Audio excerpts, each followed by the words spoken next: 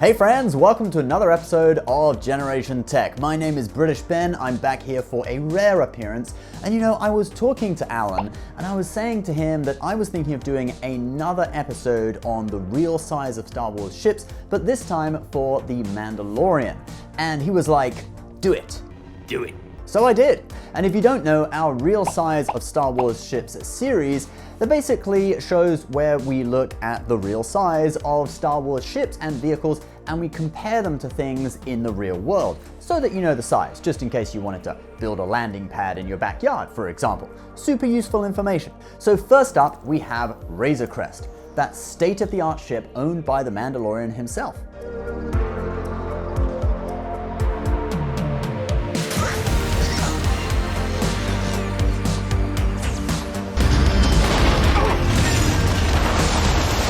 Okay, so the ship could do with some work, but it was an old classic, built before the rise of the Galactic Empire in the year 19 BBY. But the Mandalorian did work the ship hard.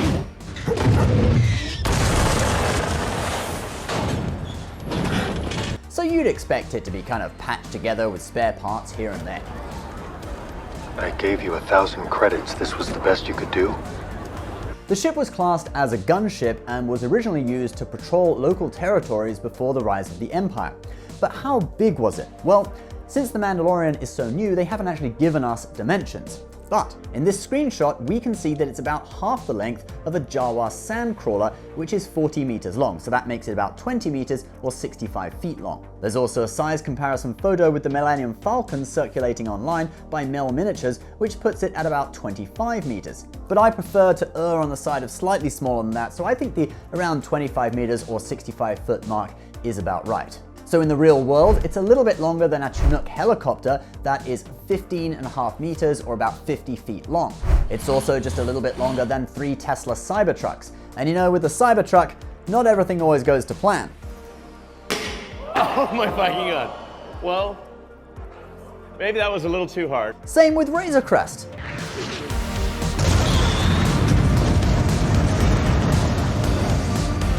So let's move on to another Mandalorian ship, Slave One.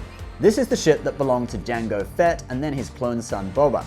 Built by Kuat Systems Engineering, the ship was a Fastspray 31 class attack and patrol craft. It was 21.5 meters long, so it would be a similar size to Crest if the ships were side by side. The ship carried seismic charges which could destroy pursuing craft,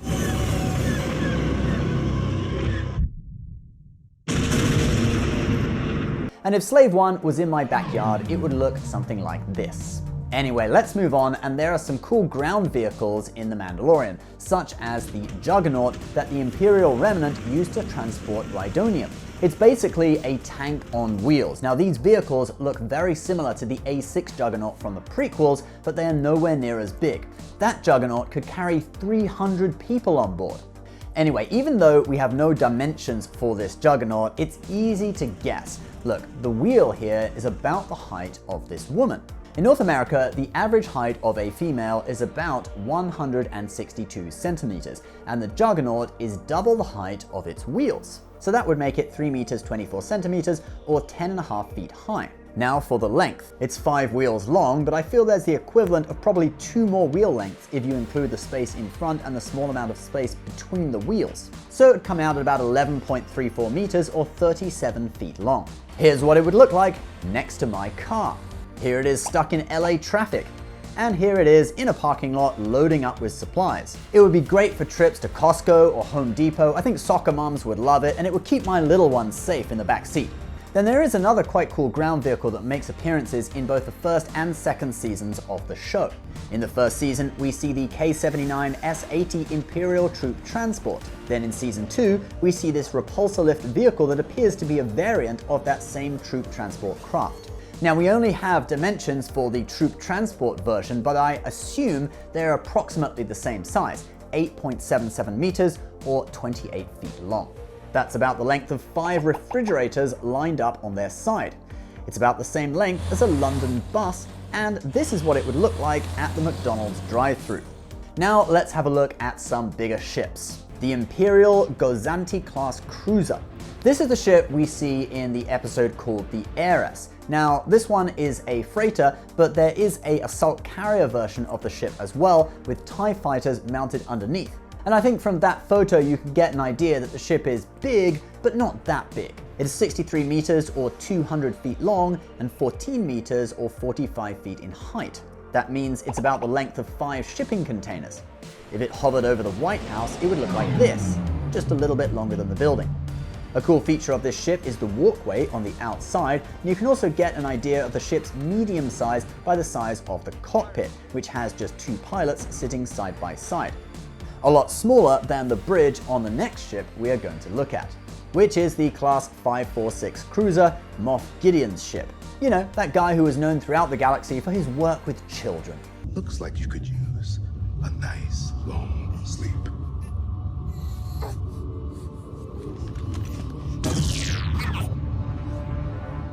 Put it in shackles. Now this ship is very cool. It's capable of spaceflight, but it can also enter an atmosphere. This is the ship that destroys Razor Crest on the planet's surface.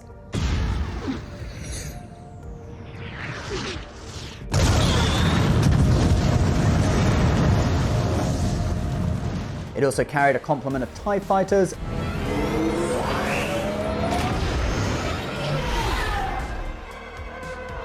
as well as dark troopers. It had ample hangar space, very strong doors, and a Ring doorbell camera system so you can see who's knocking. Just hopefully it's not a Jedi. Now there does seem to be a little bit of confusion about the size of this ship. It seems to be based off the design of the Juggernaut-class, which was 325 meters or 1,066 feet long. But this size doesn't work when you consider that an Imperial shuttle fits in between the front 2 prongs of the ship.